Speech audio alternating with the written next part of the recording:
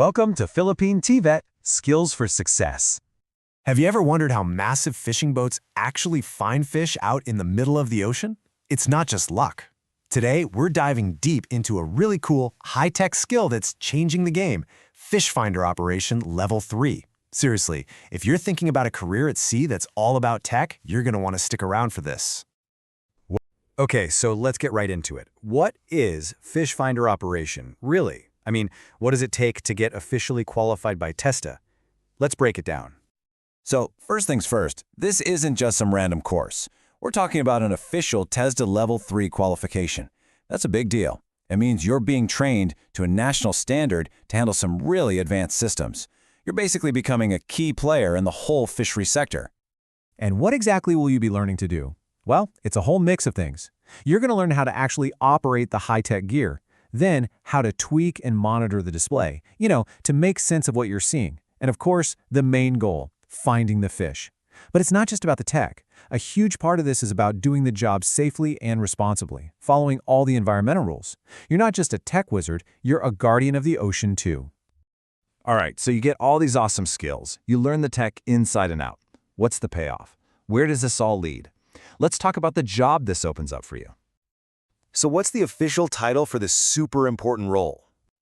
You become a fish finder operator. And let me tell you, this is a huge role on any modern fishing vessel. Think about it. You're the person using advanced tech like sonar to see what's happening under the water. You're basically the ship's underwater eyes, guiding the whole mission. The success of a trip, a lot of that rests on your shoulders. Okay, so how do you get there? How do you actually become a pro at this? The training boils down to three main skills, three core competencies. Think of them as the building blocks that make you an expert. It all comes down to these three steps: operate, optimize, and locate. It's a really logical path. You start with the hands-on stuff, then you move to the brainy analysis, and finally, you put it all together to achieve the mission. Let's look at each one. First up, operate. This is exactly what it sounds like. It's all about getting your hands on the gear, the actual hardware and software. You learn how to set it up, how to fix it when things go wrong. Basically, you become the master of the machine. Next, you optimize. And this is where things get really interesting. See, it's not enough to just turn the machine on. Now you have to analyze what it's telling you. You're reading the data, tweaking the display, and figuring out what all those little blips on the screen actually mean. You're going from a machine operator to a data analyst. And finally, number 3, locate.